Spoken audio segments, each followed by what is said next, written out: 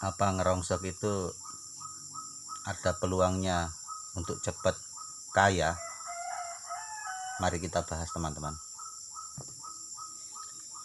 Assalamualaikum warahmatullahi wabarakatuh. Jumpa lagi teman-teman di channel Tukang Rongsok, channel yang membahas tentang bidang perongsokan, jadi tentang keseharian tukang rongsok ataupun tentang ilmu-ilmu kerongsokan. Mudah-mudahan bermanfaat ya teman-teman. Nah, setelah sebelumnya saya membahas tentang penyebab pekerja rongsok itu kebanyakan masih ekonominya masih lemah ya, atau maaf teman-teman ya, atau miskin seperti keadaan saya seperti ini gitu loh. Itu memang karena yang pertama teman-teman, saya ulangi lagi, itu mungkin karena memang awalnya kita kerja rongsok itu memang karena kita sudah miskin gitu. Jadi ya mau gimana lagi, kita milih kerjaan rongsok itu biasanya karena memang kita sudah kepepet dan ini menjadi pilihan terakhir, akhirnya kita ngerongsok. Jadi memang latar belakang atau background kita itu miskin, itulah yang penyebab utamanya sepertinya itu teman-teman. Karena jarang kalau ada kerja atau ekonomi lebih baik terus kita mau ngerongsok itu kayaknya jarang, kecuali memang background kita tukang rongsok gitulah. Nah, sekarang yang saya akan bahas adalah apakah ada peluang untuk bisa merubah nasib menjadi cepat peningkatannya, atau bisa dibilang kaya mendadak gitulah bagi tukang rongsok. Jadi di sini saya tentu saja teman-teman akan menjawabnya ada dan sangat mungkin. Itu karena ada beberapa contoh ya yang saya perhatikan dari agen-agen atau pengepul itu kebanyakan dulunya juga ngerongsok keliling gitulah. Ada yang pakai gerobak, ada yang pakai becak, ada yang pakai motor gitu, kebanyakan gitu. Terus kenapa tiba-tiba dia bisa berbalik secara ekonomi itu 360 derajat? Itu ada beberapa penyebabnya teman-teman. Yang pertama ya jelas orangnya, karena memang jujur. Jadi biarpun dia nggak punya modal tapi jujur, ya otomatis ada bos yang ngasih dia modal untuk mencari rongsokan. Dan itu memang harus jujur, itu harus dibawa mulai orang rongsok sampai jadi agen ataupun jadi pengepul, jadi agen sampai jadi supplier kemanapun, kejujuran itu harus selalu dibawa. Dan yang kedua adalah rajin. Ya memang harus rajin teman-teman, karena rajin ini maksudnya seperti ini. Kebanyakan tukang rongsok memang rajin keluar mencari barang keliling gitu. Tapi rajin ini harus dibarengi dengan rajin yang ada peningkatannya gitu teman-teman. Jadi kita targetkan gini, dalam 1 minggu atau pokoknya gini teman-teman, setiap hari itu harus ada kenalan kita minimal 1 orang, kenalan baru. Jadi kita keliling itu bukan cuma nyari besi, nyari rongsokan, tapi juga mencari kenalan baru. Ya otomatis kenalan baru itu kita pertahankan menjadi pelanggan baru.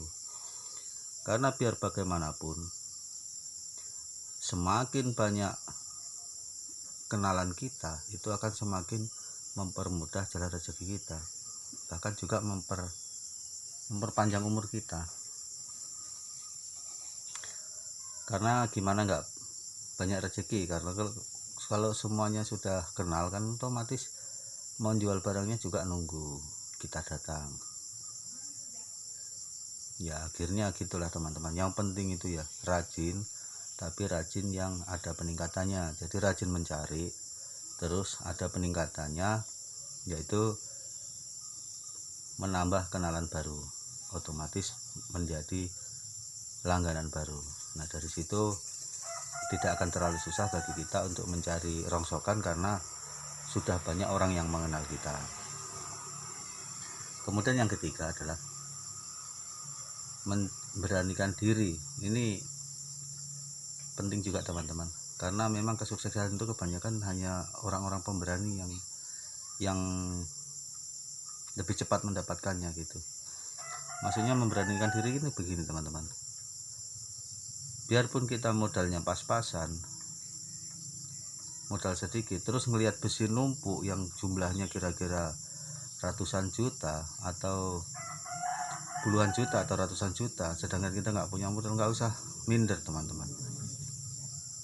Nggak apa-apa, kita coba-coba tanya mau ditimbang atau bagaimana gitulah, istilahnya kita mau membeli gitulah.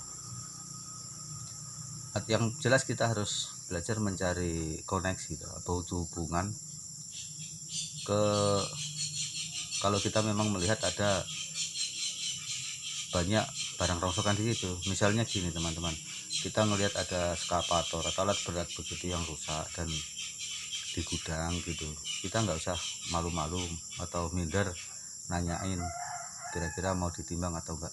Ya ini contohnya ya teman-teman.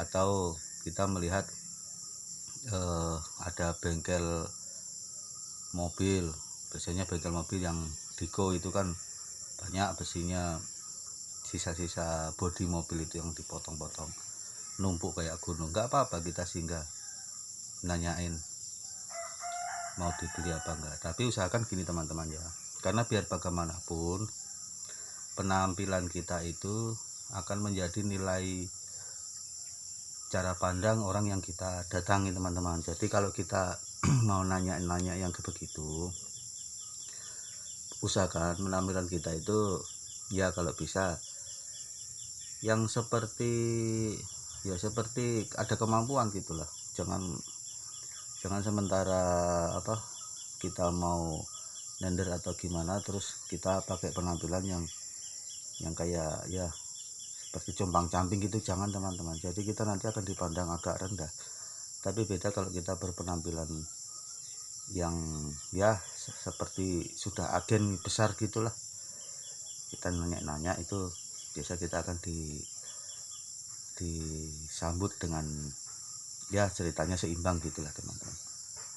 Terus bagaimana seandainya itu deal, misalnya kita ngelihat besi sampai 20 ton atau 50 ton, terus kita cerita-cerita tentang jual beli, akhirnya deal, sedangkan kita nggak punya modal, nggak punya uang. Nah ini juga penting teman-teman. Dalam dunia perongsokan itu teman-teman ya, modal itu sebenarnya bukan hal yang sulit. Modal itu paling mudah. Yang sulit itu adalah cari barangnya ya. Saya bilang kenapa modal paling mudah.